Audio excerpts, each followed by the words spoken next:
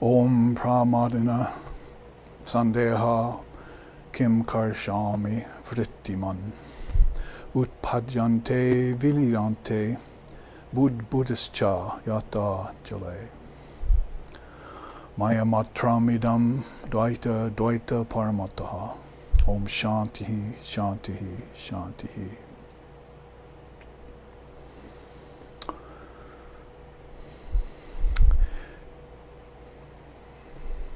Ignorance is unreal, and therefore how can it cause you any real doubt?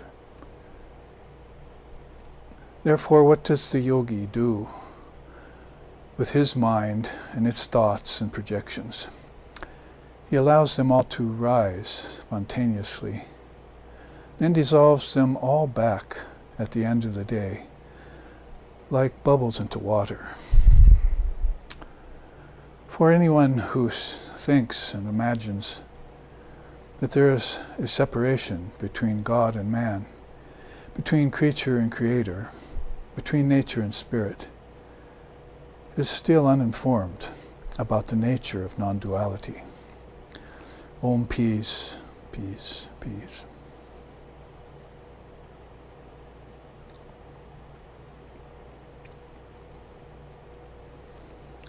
Om sat vidyate bhavo nabhavo vidyate sataha. Ubior api drishantos tuanuyos tattvadarshibhihi. Om shantihi, shantihi, shantihi. The unreal never is. The real never ceases to be. The truth about both has been realized by the seers. Om peace, peace, peace.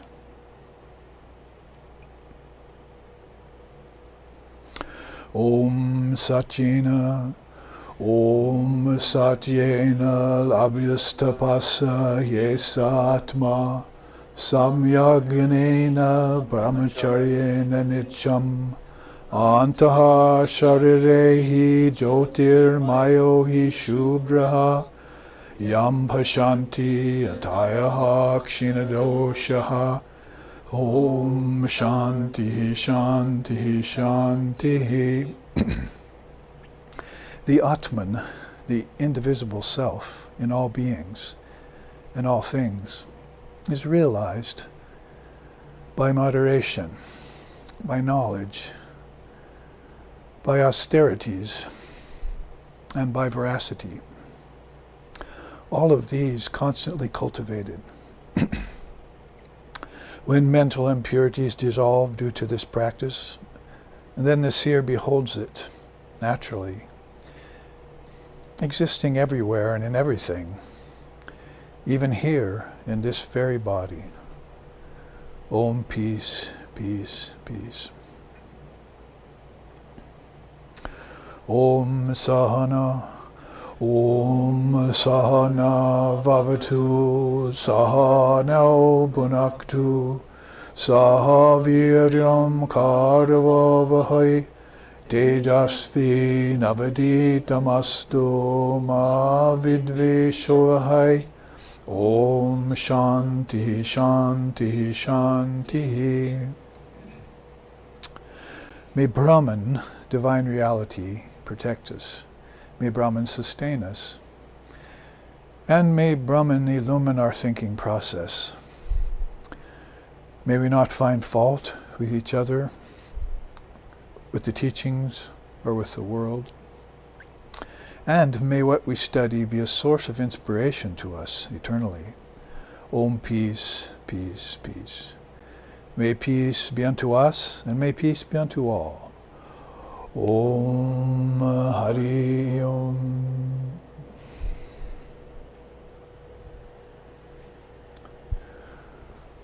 And so on this third and final Sunday of our class series, the question comes up, are we in Brahman or are we in Maya? And we'll look at two sides of that today to find out that although one is eternal and stands side by side interior to Brahman, it's persistent. It's not actually real. So therefore I chanted Maya Matram Idam Dvaita Dvaita Paramataha. There is a distinction between Brahman and Maya, but there's no separation. So when one sees Maya go away, Sri Ramakrishna said, then one sees Brahman face to face, finds out that that very divine reality is one's own self. That self being, of course, an indivisible self, not an individual self. So we won't insult any other philosophies out there that might have a problem with the word self. But the Atman that we just chanted about, it stands forth and reveals itself when we can initiate and engender practices like moderation and knowledge, seeking of knowledge,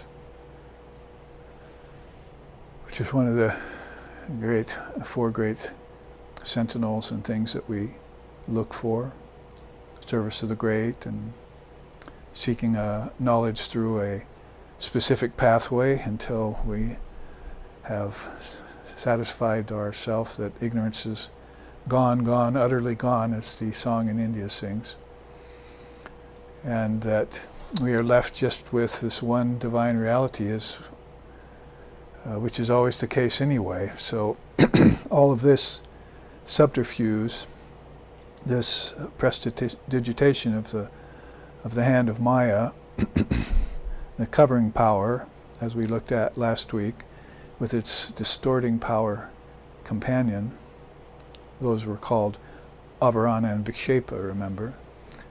And then the other obscurations in Maya that we've been looking at, until finally we find ourselves, finally in the third class, going to actually look at what the title of the class is about. That's the 16 Evolutes of Maya. So we've given a good groundwork for Maya to show that it's not just mere illusion, but it's also a statement of fact.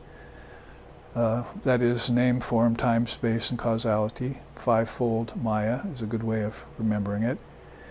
And the only thing to say about that, maybe in connection with the ancient rishis, is that it's the changing Brahman.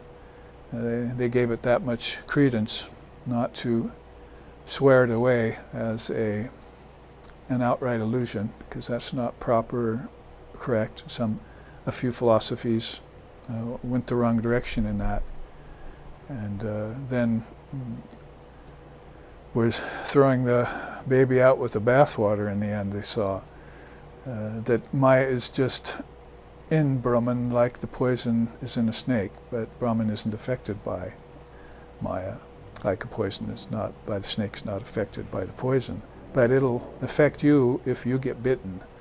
So have to be, therefore, using our spiritual discrimination called viveka, and followed by vairagya, our detachment, in order to get the 6 jewels, inner peace, self-control, and titiksha, forbearance, a kind of concentration that is the sharpened arrow of the mind. It is taking this great scriptures called the Upanishad, then fasten it into it, the arrow of a mind made sharpened by thoughts on reality alone. That's samadhamma. So that's one of the 6 jewels. And that ends you up in a strong, rock-solid faith, which I was talking about last time. You don't necessarily need books and religion and churches and temples and so forth if you have that rock-solid faith. That's why many of the great illumined souls come into the world and you don't find them going to church or having to go and study the scriptures again, unless they're doing it for the sake of their students. Depending on how long they've been away from the earth plane. 700 years, as Sri Sharda Devi talked about Swami Vivekananda being gone from the body that long. He sits in meditation for 700 years at a time in a very subtle or causal loka, probably tapar loka, rishi loka, and then takes on another form to come and check in on humanity, see what it's been up to for that blink of an eye span of time, 700 years. Because 4 billion years is one day of Lord Brahma's life. So you can see how time expands and contracts, elasticizes, and then finally disappears as just a property of the mind that goes away when the mind goes away, like in deep sleep. So it's a fine question you propose when you say, are we in Brahman or are we in Maya? Swami Vivekananda's saying was, the soul is never in Maya, Maya is in the soul, so get rid of it. So you're not ever in that. It's sort of like Sri Krishna saying, no activity takes place in the soul, Atman. It all takes place in nature. So if you're identifying all of your fourfold mind, it's probably the best way to say it, the antakarana, the inner cause. That is, your mind is in nature, your thoughts are on nature all the time, and your ego is enjoying nature. Then it's probably, well, let's say even your intellect is searching for things in nature, like science and chemistry and biology and the various aparavidya runs of knowledge, lower knowledge they call it. Then you're probably having that identification with nature through the mind, but the soul stands by as the witness, as we know. And we were talking about that last week. So that witness is always looking on to the processes, what they call changing phenomena. And there's a good word for samsara and also a good description for Maya. So we're trying to recognize Maya from a distance, is what it is. And we had those quotes in our class last week, and one of them the week before. I don't make sure that not to get away from that last and final quote here that Lord Vashishta has, where he says, only those who are aware of Maya and its dangers find refuge. Those who are not get whirled about in the storm of creation and destruction. So life and death is real for people whose minds are identified with nature, with Maya, with appearances, with changing things. And even if it's the changing Brahman, it's not the ideal stance to build your house on, the bedrock you want. That's going to have to be that special quality of non-duality that is the most enigmatic piece of information you'll probably ever hear in this world with words and via thoughts and books and so forth, scriptures. And it's the hardest to hold on to until a certain facility is developed. And you can describe that in various ways, like the distorting power and the covering power backing off. Revelation or insight or an aha moment, if you wish. All of a sudden your third eye opens, or whatever you want to say, and you have this very clear insight or realization. Enough of those placed end on end have that domino effect of bringing down the house of cards, which is Maya's appearances. And that's why all of a sudden they get, say, like Jada Samadhi, which comes to mind. Sri Ramakrishna often talked about people going into Jada Samadhi. They had gone away from society and families and so forth and put their mind on deeper things, like the Buddha did, and all of a sudden got stunned. We'd probably to say that Christ sitting under the tree and Buddha sitting under the tree, both of them, as the reports come into us from history and historical record and scriptures, that they all of a sudden got a stunned state of consciousness and sat there for a long time. So it wasn't by anything they saw outwardly. We got a little stunned this morning in Hawaii with 2 earthquakes. I don't know if you felt them both, but one was about 12:30 last night. The other one was this morning when we were all meditating between 5:30 and 6:30 a.m. And we felt that rocking. So you never know when a big one's coming, but that bedrock, even here, which is the bedrock of lava underneath us, is also constantly going through changes and shifts.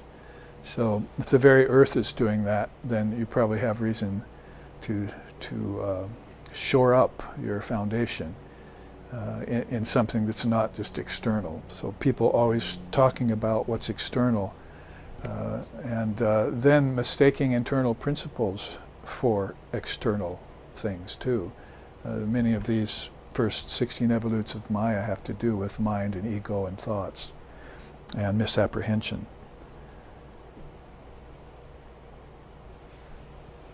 So those who are not aware of Maya and its dangers get whirled about in the storm of creation and destruction.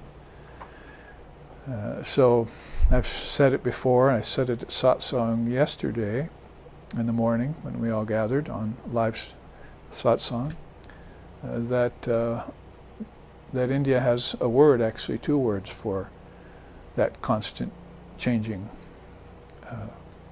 that changefulness that's going on, mutability, called samsara or Maya. And the Buddhists have borrowed one of those. We kind of think about that wheel of samsara, the Kala Chakra it's called. And Maya is more specific to Vedanta's way of explaining what is perplexing the soul. So all of those things then, Swami Vivekananda said, just make a note of them, put them in a cloth, tie it up, and throw them in the ocean and be free.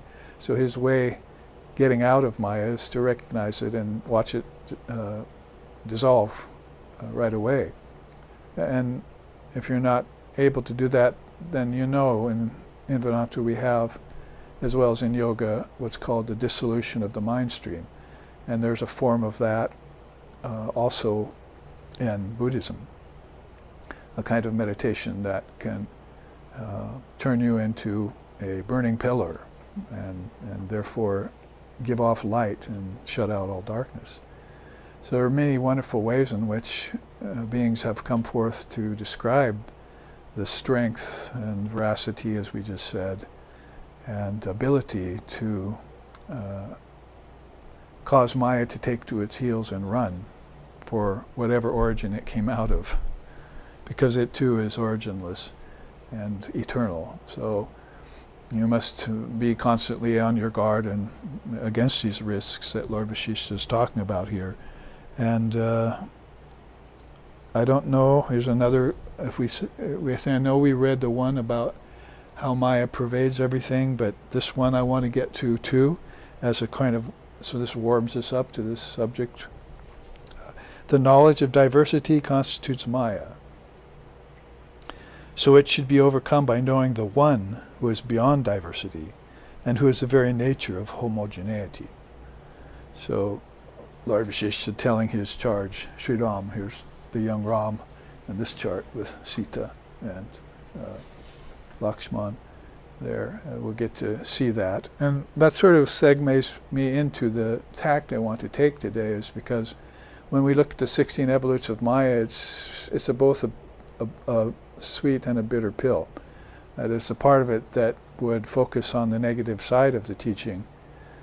But there's also a very informative side of the teaching, which causes us to see, finally, for some of us, if we haven't seen it already, the way the world is and the way people are when they come into the world and get into an embodied state.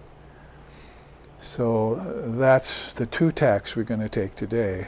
And they're under the 2 flavors or atmospheres of Maya is real as long as you don't recognize it, and it's unreal if you focus on Brahman and then just see Maya disappear or fade back into Brahman, as if there is no separation between them.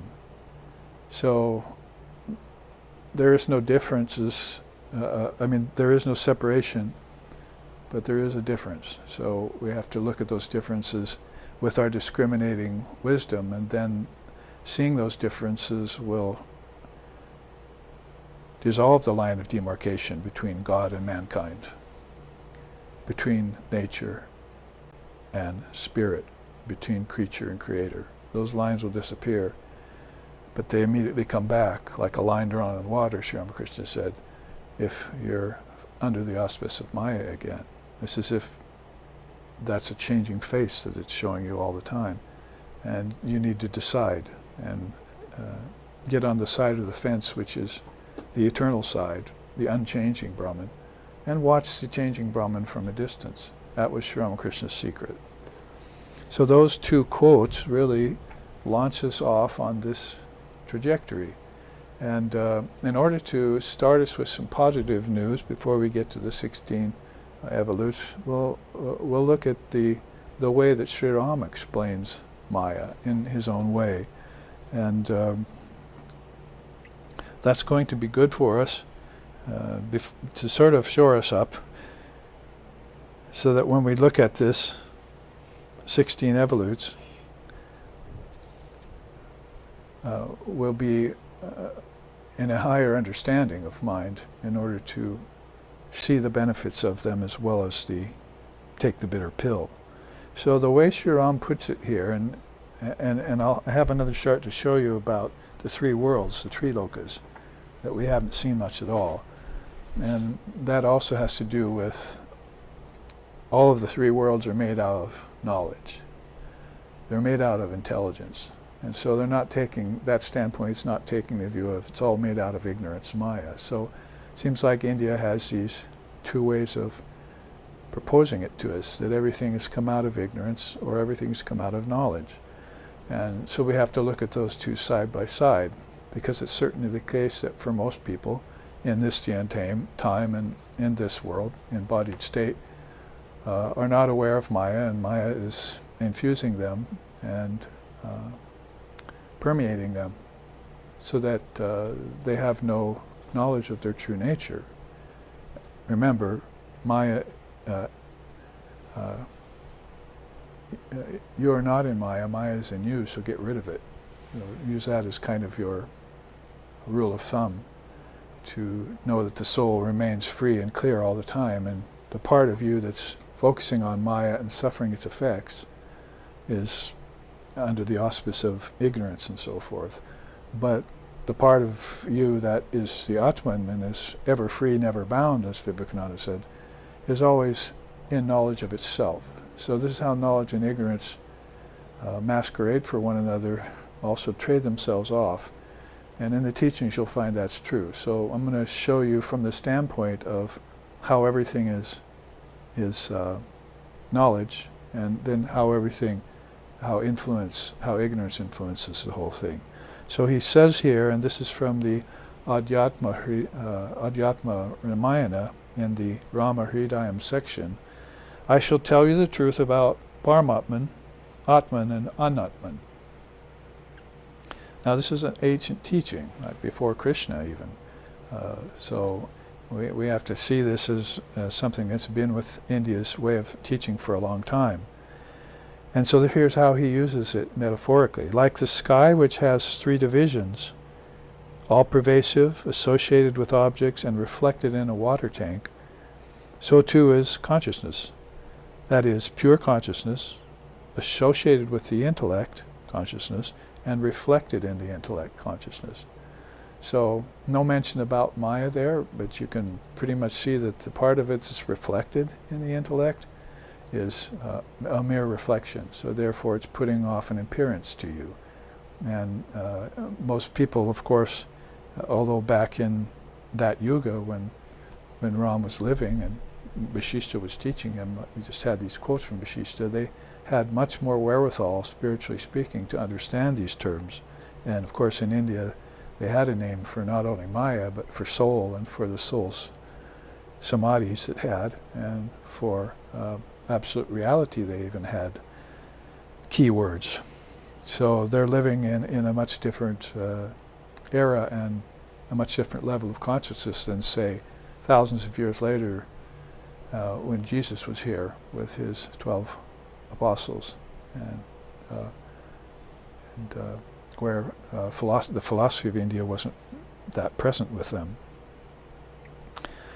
So I hope that that quote kind of keys you in here. Like the sky, which has three divisions, there's the all-pervasive sky out there, Akasha, ether. Not even objects can separate it or affect it. And then associated with the intellect. So you have the word association, and then reflected with the in the intellect. So these three things are illustrated on this chart. So you see in the three bubbles there, reflected consciousness would be the jiva, animals, insects, plants, and Sri Ram is pointing these things out to Sita and Hanuman as he discourses about the nature of reality. A beautiful image here that we have assigned for this purpose. So there you see, for instance, the reflection sky, the reflection tree, the reflection deer, the reflection body of Lakshman, the reflection earth, the reflection rock, so forth. So these are things that are reflected in the consciousness. And then the second bubble on the right is appearance in the buddhi, or intellects. So associated consciousness. And there you can see basically that that's put right above the two heads of Rama and Sita. So they have a very refined intellect by which they're understanding how everything is associated. They're associating with things. They're not taking them to be real. Ultimately, they see them changing. And so there's the role of the changing Maya in the backdrop of things. And then you see, of course, Brahman, the witness consciousness, or pure consciousness, right in the heart, the Hridaya of Ram, as you see that shaded circle. Now, as he's discoursing on this, because it's a simple teaching, but it shows you how consciousness has these three apparent divisions. It goes back a long time in India's history. So he explains it in more philosophical terms. Ignorant persons with distorted understanding cast superimposed divisions over the partless, unchanging witness consciousness, like the sense of agency that is only reflected in the buddhi. Well, may I pause here to point out that that's two of these. There's one of them happens to do with the Tarkika buddhi, and the other one has to do with this reflection and sense of agency. Sense of agency is kartritra bhavana, abhimana. Kartritra abhinana is a sense of agency. I do, my actions are real, and so forth. He continues on saying, these movements and partitions are all assumed by reflected consciousness. The existence of the jiva is also assumed by it, like I'm an individual being. But all reflections are illusory. Jiva, that is the embodied being, and buddhi, the intellect, are false separations. Only Brahman is partless, indivisible. Divisibility in Brahman is due only to its adjuncts.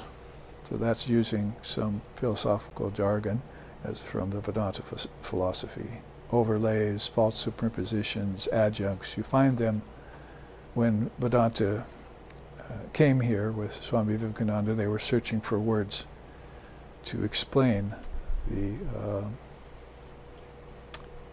covering power that Tantra talks about, we were speaking about last week, avarana and vikshepa, the distorting and covering power. So you can see how Ram, in a unique way, takes this absolute consciousness and shows how it has these three, these other two, we should say, apparent partitions, and that consciousness at a lower level is always throwing these up, and consciousness that's always seeing Brahman is not involved in that. So that would be a fine distinction between those who have recognized Maya and those who are still assuming it, or suffering it, as the case may be. That's why quite often we like to sing to him and his great discourses he gave.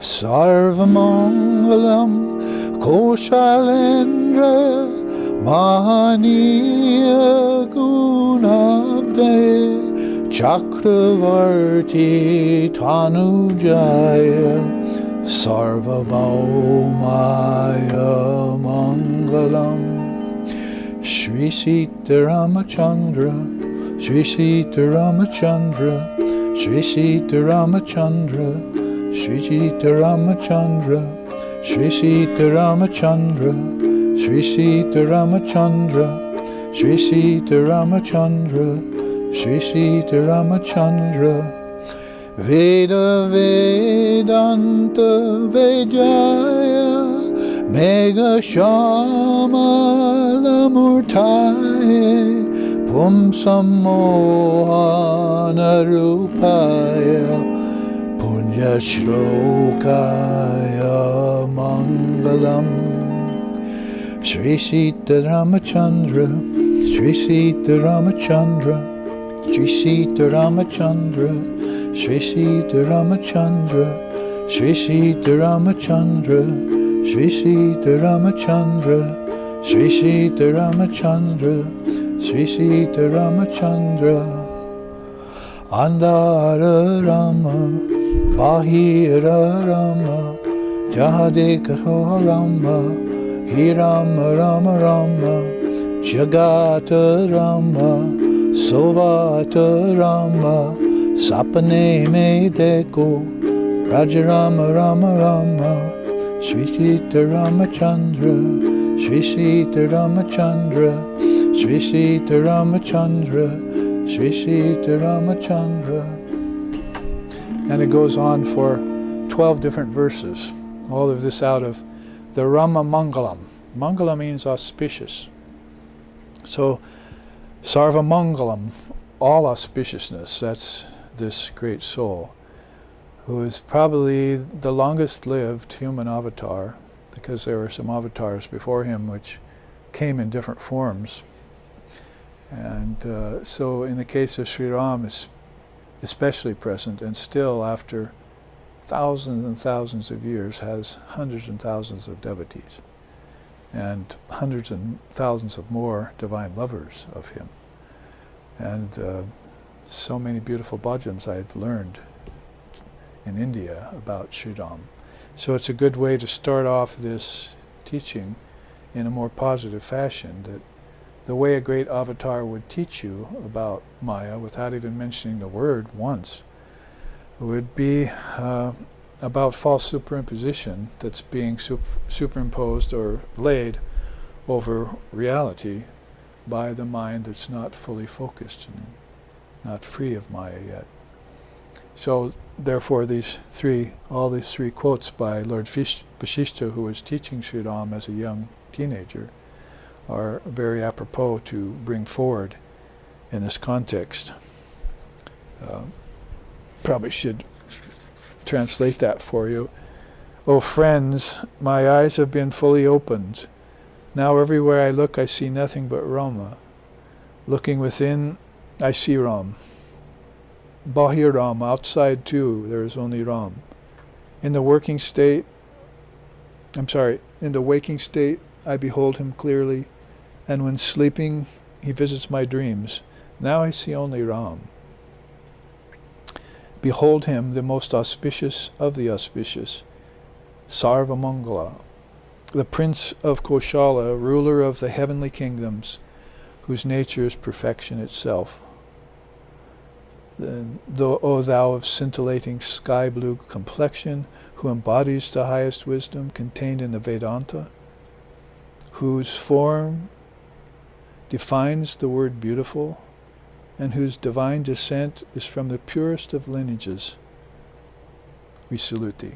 So, beautiful teachings in the Rama Hridayam, and beautiful bhajans, we'd call them here, and stotrams. So a very quick study, but starting us off on a very positive note. So if you think you've known Maya, think again. Is it just illusion? Is it real? Is it unreal? Or is it both? Is it neither? Is it just inscrutable, as some of the higher minds have called it? And it's there and gone. depending on what level of consciousness the mind is functioning under. So to be free of its evolutes, which we'll look at next, and you must be aware of it, study it from a distance, and recognize it. Those are the main rules of thumb. That everyone who's in the know about Maya, from Ram to Ramakrishna, the two bookends of India, are in the know about.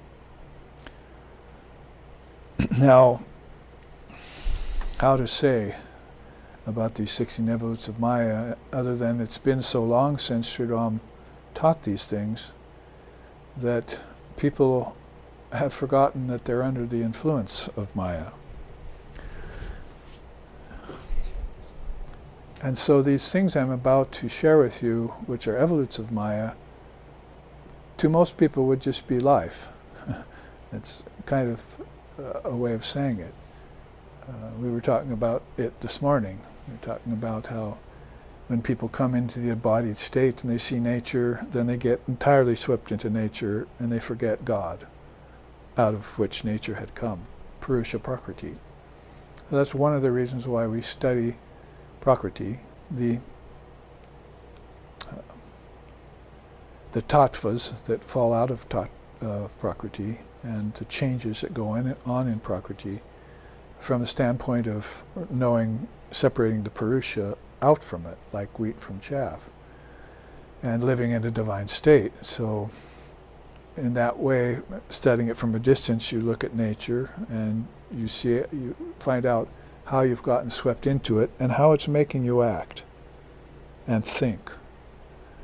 And I find it's very difficult to explain Maya to a world and a culture that doesn't know that Maya is all around them. I guess the best example that I heard of Sri Ramakrishna's story of the 4 kinds of fish who get caught in the fisherman's net. And the net's thrown and one just swims around crazy without a plan. It's totally excitable and frantic. And you know what happens to that fish. And then there's a fish that tries to bump up against the net and get through and fails. And there's a fish that thinks it's smart and it dives very deep to the bottom of the lake, digs itself in the mud, and thinks it's free and safe. Thinks itself all very smart and intelligent, which is one of these evolutes too. But really it's got the net in its teeth as it digs into the mud. So it'll be yanked out of its watery world, where death is granted its fishing grounds, as one song in India says. And of course there's a 4th kind of fish that goes against all the grain, you see, and just instead of swimming down or around frantically or bumping up against the net, it swims up and tries to jump over the net. And it's like a moth swimming to flame, flying towards flames. So it does the unthinkable and tries to put Maya back on itself and get free. So some of those get free. Those are striving souls. And there was a 5th kind of fish too mentioned, but Sri Ramakrishna said was Naran, or Swami Vivekananda was the large-mouth carp that's outside the net that never gets caught in the first place. Or bass, I guess he used. So that story of Sri Ramakrishna is very apropos for how most beings are caught in Maya like in a fisherman's net, and none of them really know they're in it. And all their actions, their thoughts are in Maya, and their mind is in Maya, so it's very hard to find a channel or a way towards the light or towards the sound. I was writing to one person this morning about that, how to use the prana to hear that great sound. But some people hear it and then they just hear it once and that's it, and they think how strange. The same with the light. Some people see the light occasionally in their life and then never seek it. So a lot of this is due to these the difficulty of penetrating through the curtain of Maya once it's thickened, like the curtain of nations.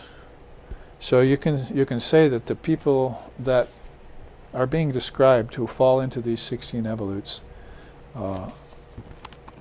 are in that predicament. They really have no idea of what's around them.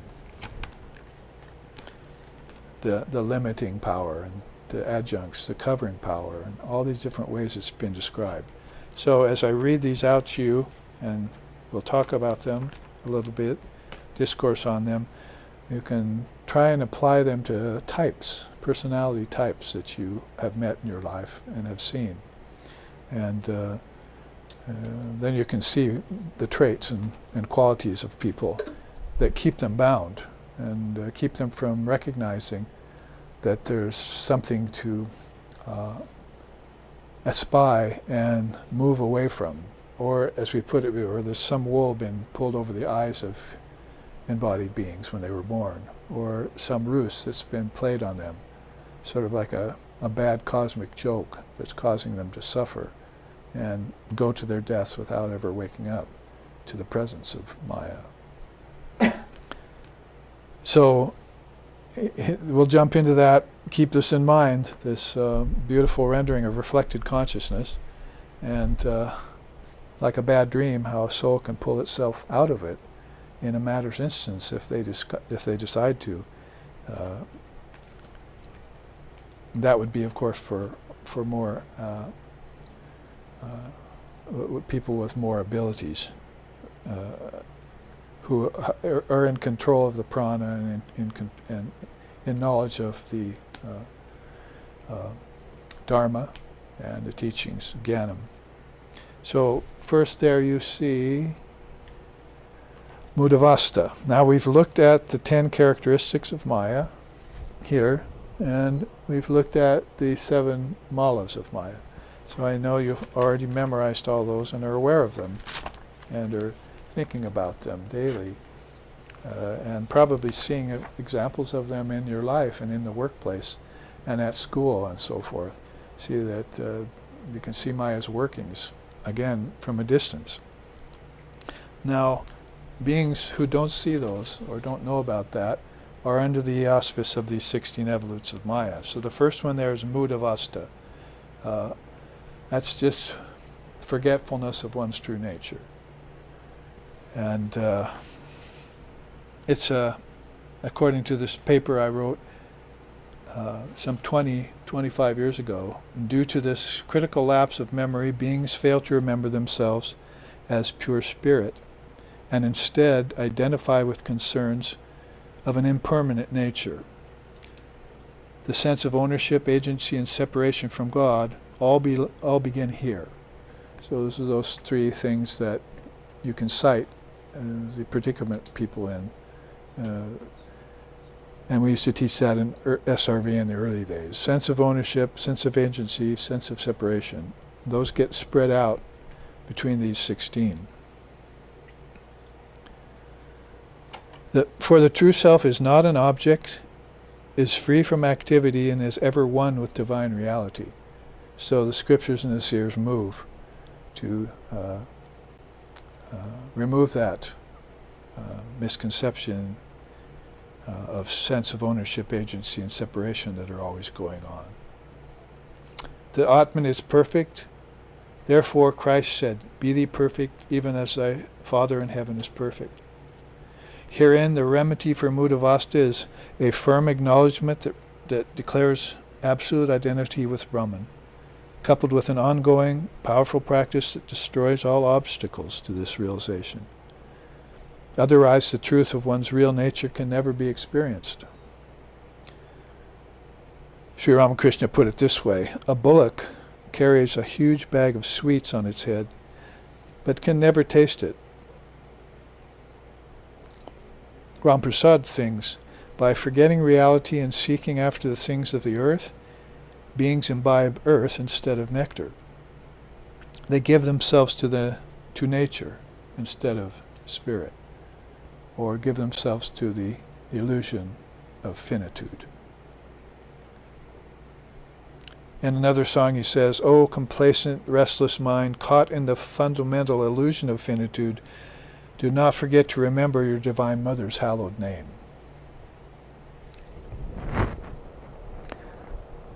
Therefore, remembrance and recognition go hand in hand. So this is forgetfulness of one's true nature, or in yoga it would be called avidya, just ignorance of your true nature. So remember, these lists are tantric, basically. The whole teaching on Maya here that I'm giving is based to a great extent in the Tantra Darshana.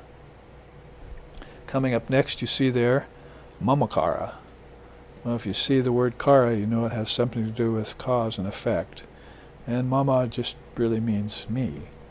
So it's the remembrance, and it's that the sense of me and mine. I, me and mine, Sri Ramakrishna said. So that's mamakara. It's a sense of relationship to all levels of existence. Like, for instance, my spouse, my family, my possessions, my wealth, my career, my learning, my future, my religion. It casts a cloak of limitation over the mind and breeds thoughts and actions that are directly in opposition to truth. For the truth is simply that all these things proceed from and belong to nature, the realm of conceptualization, and ultimately to God. Sri Ramakrishna then gives a story about Mamakara. He says, God laughs on 2 occasions. When the physician assures the mother that he can cure her baby, and when 2 brothers divide the land, saying, that side is yours, this side is mine. So, of course, the baby's not going to necessarily recover. So, the brothers are living in delusion. That happened in Holy Mother's family when the father passed away and the sons, her brothers, began to fight over the land. She called it fighting over a clod of earth, a clod of earth. So this is that insidious problem of I, me, mine that's encroaching on people. And so keep it in mind with forgetfulness of your pure nature, of your true nature. If you go down here, you're pretty much reading out a description of worldly people and deluded people, ignorant people. And some of those people are good people with smiles on their faces and so forth. So this is how Maya gets into beings and causes them to act and think the way that they do, and for lifetimes maybe. Deha, adhyasa, those of you who know those 2 words, deha means body, adhyasa means false superimposition. So it's attachment to the body out of ignorance. So here we put in another coffin nail into that lifetime in relativity, for lack of better words, that people enter into. So they attach to the body out of ignorance, forgetting their true nature. Therefore, the sense of ego grows strong inside. Preoccupation with the body is then the only recourse. Shankara says, the knowledge of the self as the body, this wicked desire that I am the body, this is the root of birth and different sufferings. Despite the body's limitations, imperfections, illnesses, deaths, deluded beings continually obsess with the finite form and thus habitually begin to mistake it for the Atman. Instead of perceiving it as adhara, simply a container into which God pours a bit of his undying spirit, ignorant beings mistake the vessel for the contents and suffer innumerable miseries. As Sri Shankara states, consciousness remains untouched, ever pure. Yet with the body and senses, the mind deludes consciousness and creates there the thought of I, me, and mine, which is mamakara. And then you can see how that would be reflective consciousness here. If Sri Ram is talking to Sita and Lakshman about how to look at nature that they're walking through and see it as reflected consciousness, or see it as associated with the intellect, and then see it more like the sky without any forms, indivisible, then he's pointing to these modes of, lower modes of mind and higher modes of mind, by which a person can extract themselves out of thinking this way, or acting this way, and suffering. The advice of Lord Buddha on attachment to the body is well known. That one who has not any attachment to name and form and does not grieve for what does not really exist, that one is wise beyond conception, he says in the Dhammapada. And further in the Dhammapada he says, this is one of my favorite sayings of the Buddha, O builder of the house, I have seen you. You shall not build the house again. All the rafters are broken. The ridgepole is sundered. Mind has arrived at dissolution, having attained the extinction of all cravings. So he's talking about the builder of the house being this ego under the influence of evolutes of Maya. He says, you will not build a house. Another canto in that Dhammapada says, you will not build a house not of wood, not of stone, not of flesh and bone. So he's talking about this mind in Maya with its false projections, which I chanted to this morning, I mean at the beginning of this class, when I said, what does a yogi do with his projections? He just lets them rise and dissolves them all back consciously. But people who are involved in these, under the influence of these evolutes of Maya, this is a real business to them. And what they're producing is real, and the life they're going to live in those are real. And it becomes like a set of 16 layers of coats that they put on, you might say. Just occurred to me. They're just putting on 16 coats, you see, to cover up my true self.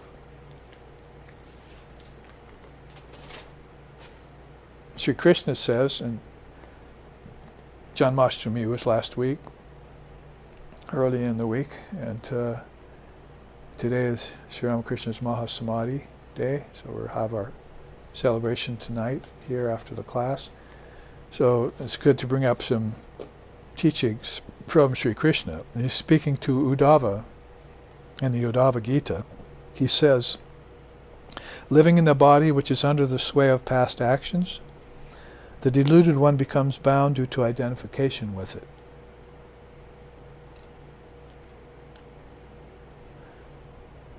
So continual fixation with the body soon leads to a complex that's called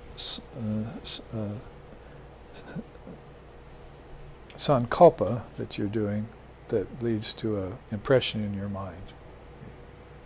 A complex. And in that complex, living beings fall into strong misconceptions the body is the only self. And to point this out is, of course, sensible to all of us who have a spiritual life and who aren't identifying with the body as the only self. We know that that's ludicrous to think that way. But then when you look outside to the masses in different countries in this day and age, and people, this is what they're laboring under. The body is the only self. That's why Swami Vivekananda said when he came west, he saw, they have dozens and dozens, hundreds of different things to pare the nails and cut the hair and paint the face and wear the clothes, create clothes for it and so forth. So they're pampering it all the time and catering to the body only. And that causes a fixation or a complex, a samskara they call it in Sanskrit. Thus is the body, which is only an outer covering for reality, worshipped in place of the indwelling self. This invites the following evolute of Maya to enter. So that's called paras parajasa. There's next. Keep it all in mind as we run through these. An unfortunate malady wherein one mistakes the self for the body and the body for the self. Most human beings are overcome with the idea that they actually are their physical sheath. And when we use the word sheath in Vedanta, we're talking about a kosha or an upadi. And we know there are 5 of those: the body, energy, thought, intellect, and then the ego is how you would put the 24 cosmic principles of Samkhya down into Vedantic speak and show the 5 sheaths, the Adhara system. They're all containers that, as was said here, God is just pouring a drop of light into each one of them. The body gets a little, prana gets a little more, mind gets more, intellect gets a lot, ego gets more. So in that way, beings are identifying with only one of the sheaths in this day and age. That's how unfortunate the condition of the illness, the chronic disease of worldliness is, according to Sri Ramakrishna. Even those who profess to be spiritual, many of them cannot shake this delusion and cling to life in a body. Sri Ramachandra, in the Adhyatma Ramayana, that's why I brought this chart today, because some of his quotes are here, he says, "How can this human body made of 5 elements, blood and excreta, ever be the immortal, all-pervading spirit?" Shankara declares in the Vivekachudamani, that which is real and one's own primeval essence, that is beyond form and activity. Attaining that, one should cease to identify with one's false bodies, like an actor giving up his assumed mask.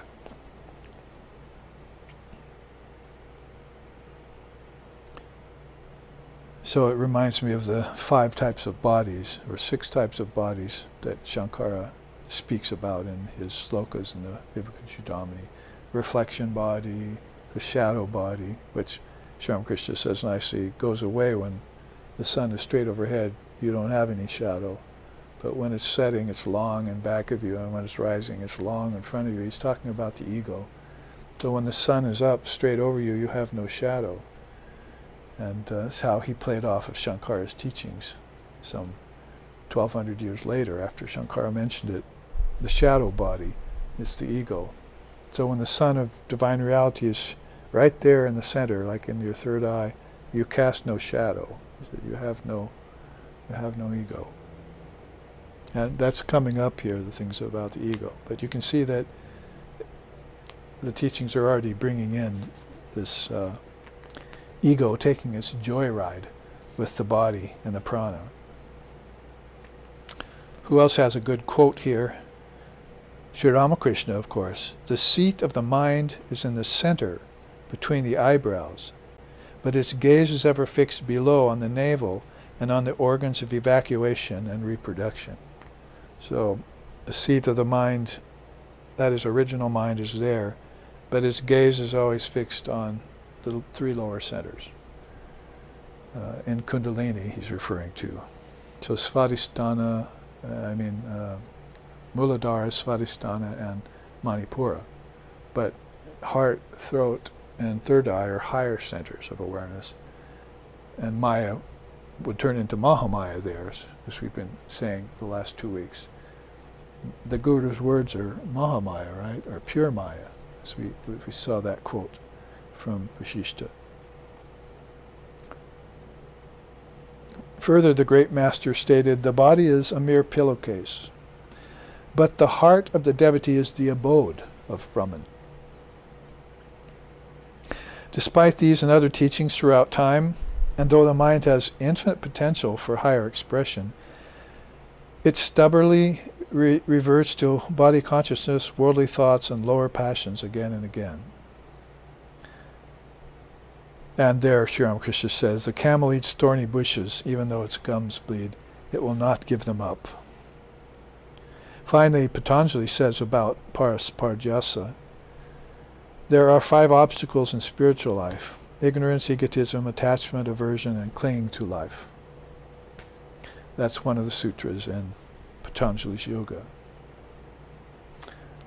All right, stay with it as we move through the 16 Evolutes of Maya. You very seldom ever get a chance to see these unless you're a tantric adept that's studying deeply in Shaivism or something, maybe then.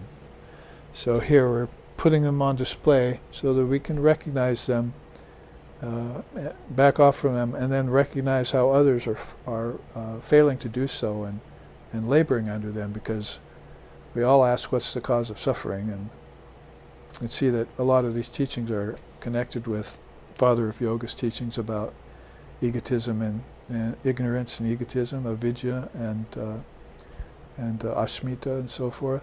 You can see that pretty much the Tantras are saying this, Tantrasists are saying the same thing, but they're pulling it out into qualities, evolutes of Maya. Vishaya Shakti is all about the senses, so they're pretty much done with body now, and false identification of the body with the soul and so forth, so now they take the senses into accord.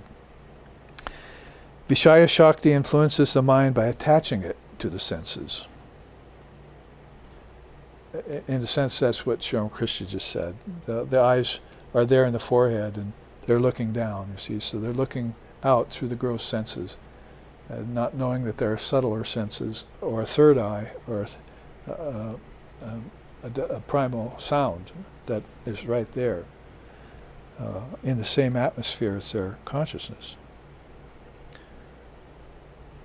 Since the world is full of people who have very little depth in their thinking process, due to preoccupation with the surface of human awareness, they are simply unaware of the infinite potential which lies within them, and unable to access it. With the senses out of control, they remain rank materialists, bereft of the wherewithal to transform themselves into an image of the spirit. About this, Ramprasad sings, "O essential mind, you are infinitely more refined than the organs of action and perception. In the kingdom of consciousness, you are the natural sovereign. Yet you accept as constant companions the most limited and negative intentions. What a petty potentate you have become." Of course, Ramprasad's song in India, I could sing it for you, but our founder, Lex Hickson, put that into this beautiful English translation.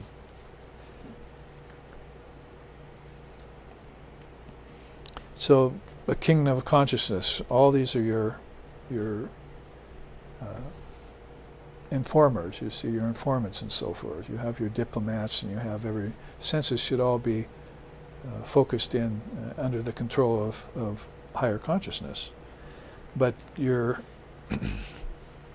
instead falling due to these petty intentions by their counsel. You're not getting higher counsel.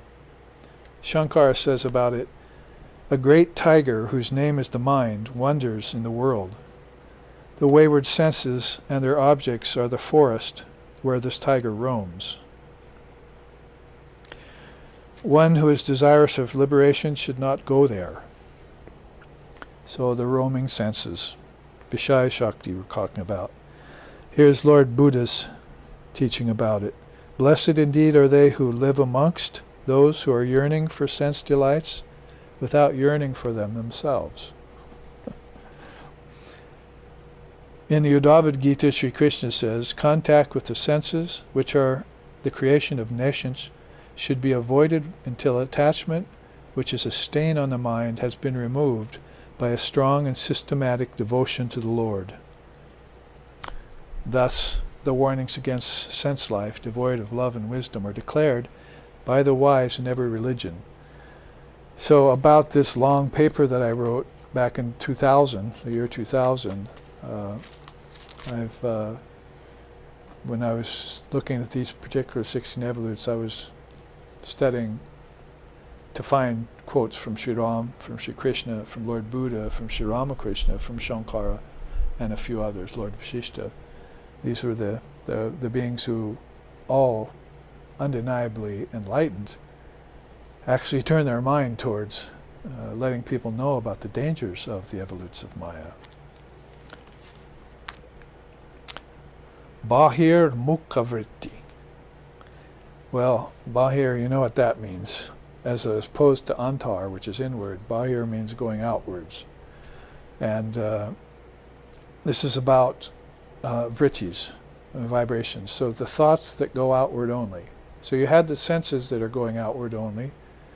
As the Upanishad, the Mundaka Upanishad tells you, the senses are outgoing by nature, therefore they're defective. So what they're not telling you right away is that if you can get the power of those senses that are going outward with the prana and turn them inward, that you have subtle senses inside of you, like dream senses, and where you have a state where senses cease to function, and where mind is in a more pure state. But it cannot be in a pure state if it's laboring under this evolute, bahir mukha vritti, vibrations that are always going outward. So this describes the outward going mind that fixates continually on external stimuli, usually of a mundane or banal variety.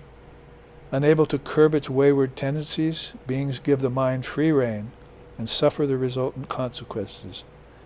Not only does this bind the thinking process to phenomena, it also robs the mind of its precious ability to look within for answers to life's problems, and thereby abide steadily in the Atman.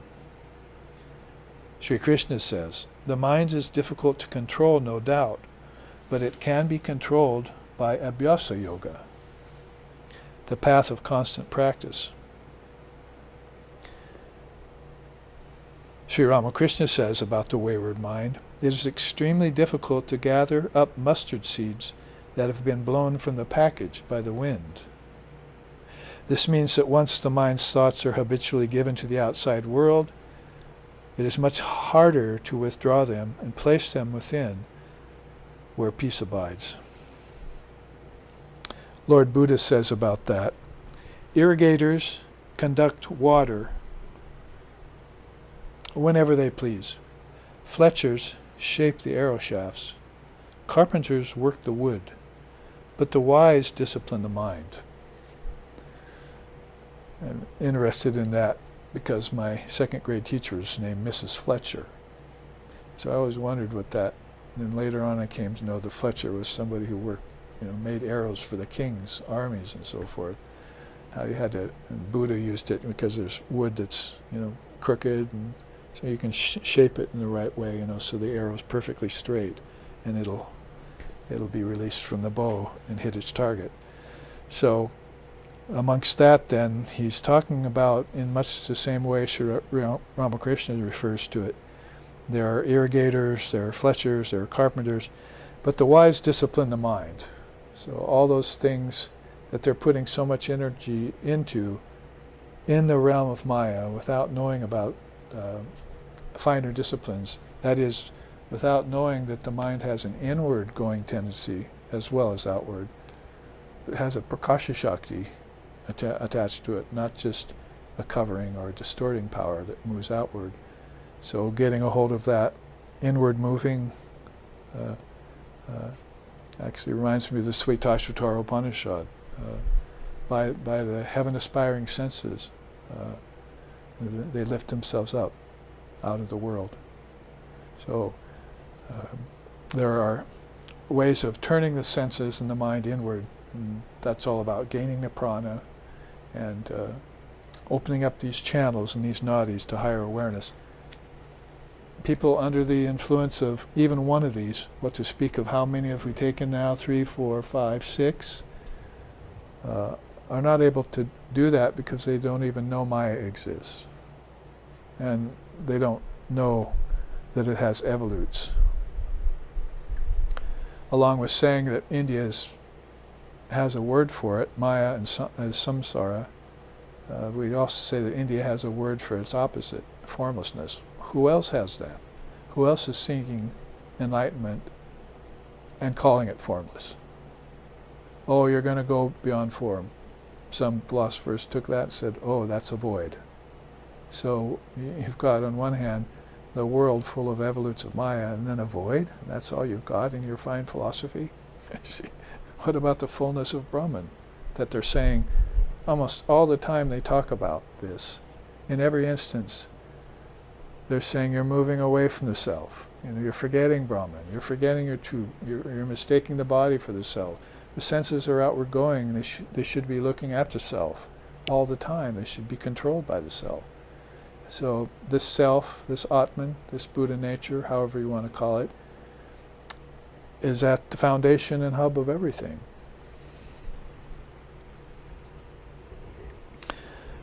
So these are just, you might say, evolutes of Maya, but they're statements. They're reading a riot act on people's bad habits, their weaknesses, their inability to, number one, see that all of this is Brahman, and number two, since it's not Brahman, it's Maya. If it's not Brahman, what is it? That's how Maya creeps in to the thinking process of living beings. And that's where the next one is particularly interesting, Eshana Trayam. Trayam, of course, means three. The triple desire is the drive for attaining spouse, wealth, and offspring. That these three pursuits are natural to most human beings, and if sought after with maturity and detachment, can bring fulfillment of earthly desires. So that's called a dharmic family. If you haven't heard the word Dharma yet, or if you weren't given the word Dharma or the teachings of the Dharma as you grew up in the West, which many of us weren't, the highest we might expect to get would be teachings on morality or on ethics and so forth. But Dharma is a completely higher cut of all that. So this is how the mind can either be a doorway to heaven or a gateway to hell, as Sri Ramakrishna called it. So that same family, children, and job you're holding can be leading you straight into release, into liberation for you and your family, for those of your loved ones, or it can be acting in the absolute opposite way. That is, putting you back onto the wheel of samsara, to spin and spin again, as he says here, in creation, in the storm of creation and destruction, never knowing the peace, you might say, that's at the eye of the storm.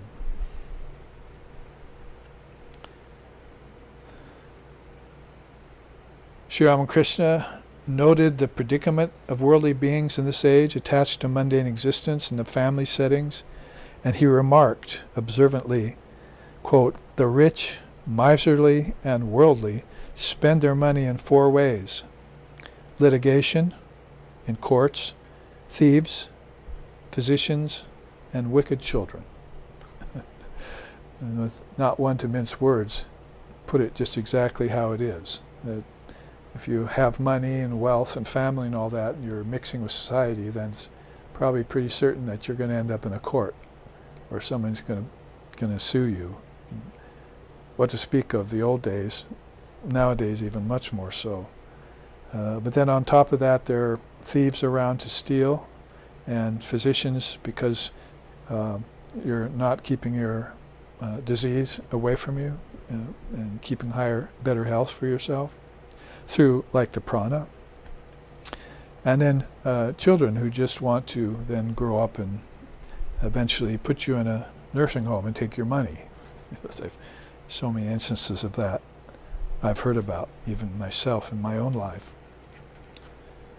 Now Ram Prasad sings, "To seek for help from spouse, friends, and family provides no profound solution. Don't you know that all are lost here? Everyone lives in pallid imitation of everyone else."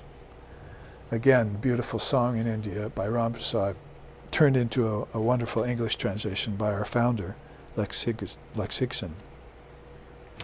Everyone lives in pallid imitation of everyone else. So if I see, monkey do. If I see my father or my grandfather or anyone doing something, I have to go run after and imitate that.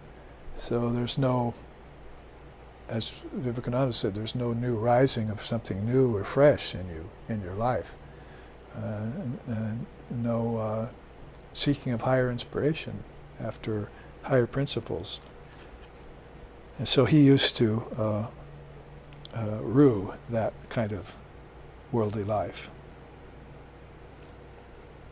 Let's see what Lord Buddha says about it. Non-recitation is the rust of scriptures. Non-exertion is the rust of households.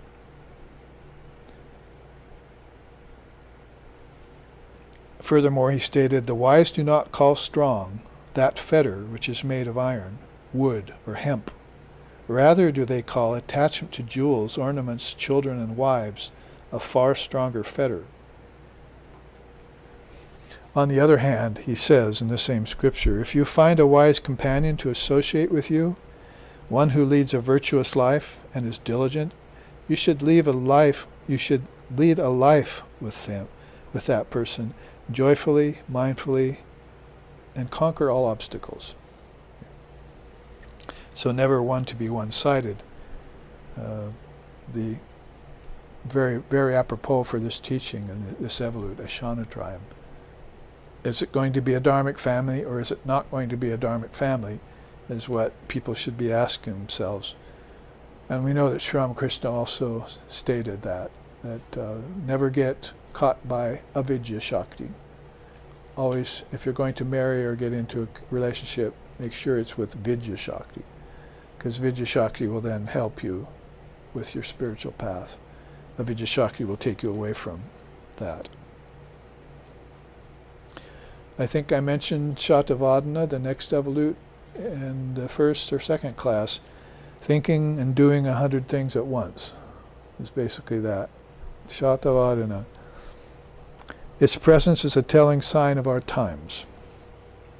Beings find it difficult to concentrate with one-pointed concentration and therefore succumb to various distractions. This fragments human awareness so that it cannot focus sufficiently. Over time, this becomes a habit which drastically limits the mind's attention span. Lord Buddha says, there is no perfect contemplation for that one who is not wise, and no wisdom for the one who does not concentrate. Looking at the Yoga Sutras for the last few weeks, as I've been doing with this new book that's coming out, I was struck the other day. I suppose any of you could recite for me here the second sutra of Patanjali's Yoga, couldn't you? Yeah. Yoga Chitta Vritti Nirodha. That is, yoga means reducing the mind's vrittis, getting into yoga by that nirodha, by that destruction of the mind's waves, vrittis. But I was looking at that sloka and looking back on it, and then everyone always overlooks the first sloka, or sutra, by thinking of that second one and its implications. The first sutra is the foundation for all of the rest of the four padas of yoga. It says, and now we will teach concentration. And now we will teach concentration. If you have concentration, it's just like having faith. What I was saying, if you have faith in yourself, forget God, forget religion, forget scriptures. If you have faith in your Atman, and that's the only reality to you, then even a family with wealth and all of that will not tinge you in the least, will not touch you. Nothing can distort or make you impure. In the same way then, you might say that might be the quality of the heart. The same way in the quality of the mind would be concentration. If you can concentrate, you'll have everything in perfect order in every lifetime you decide to take. So now we will teach concentration. So then he jumps into the rest of all the sutras, which many of us are so well aware of. About Shatavadana then, the other day I was in the kitchen, so I poured water into a little teapot, I was carrying it, and I was going to pick something up. So I was going to do two things at once, you see. Not 100, thankfully, but I was going to do two things at once. So I was watching myself very carefully. So when I had the teapot in my hand, I moved to pick this other thing up, and I, for an instant, took my mind off the first thing, and it began to tilt and spill. See, hot water on the floor. But I caught it this time. This happened to me before. So I noticed that if you don't keep your full concentration on the first thing when you work for the second, then you can't do two things at once effectively. But you can if you keep your mind on both of them. Can't you do that? I mean, you can look at something and still see something else. So I'm seeing a student here and I'm seeing the couch, both. But if I just look at the couch, that student fades away, you see. So you have this ability to multitask, as they say nowadays, but you're bound to make a mess of things. There's a Hawaiian word for that we heard recently called kapulu. Kapulu. So somebody was working and were tearing apart something, and they said, whoever did this did a kapulu job. So I said, what's that mean, kapulu? Roughshod, half-assed. And I have to take it apart a few years later to redo it, you see. So I like that idea of kapulu. People are doing that in their actions, you see. So the more actions you try and pile on top of this one action, not only are you forgetting non-duality, how to concentrate on one thing, now we shall learn to concentrate, but you're constantly doing this and developing a habit of it until you've got something like Shatavadana coming forth from Maya and Maya's evolutes and plaguing you, over lifetimes of people that have scattered minds. The teaching in yoga is there's 5 kinds of minds, and the first one is scattered. That's the worst. It's worse than dull mind to have a scattered mind. And we know ourselves of people, children even, who come back to this world with scattered minds. You cannot teach them. They've already learned how to be scattered, and it's going to be impossible to pull them out of that problem in this particular lifetime. It's like an arrow already shot from a bow. All you can do is keep them close to your love, keep them close to God, to Brahman, to teachings, so that they open up a new avenue, because that old avenue is not going to be cured. If the cows walk back and forth between the barn and the field, they wear a groove, Sri Ramakrishna says. So that's how people doing the same thing over and over again wear a groove in their mind. And so they're going to come back with these problems, you see, doing the same thing over and over again. If I thought the body was my soul last time, then I'm going to come back again, and I think my body's a soul again. If I get a bad family and a bad job in the last lifetime and didn't improve that, I'll come back with that same thing again, and I'll have to deal with it. So a scattered mind would be a case of that again. Yet you see people coming back with very focused minds, and they're able to do one thing very deeply, dig one deep well and strike water in their life. And of course with their spiritual life too. So that's what we would have to say about that tendency in people. That to concentrate on one thing and then maybe add a second thing in later.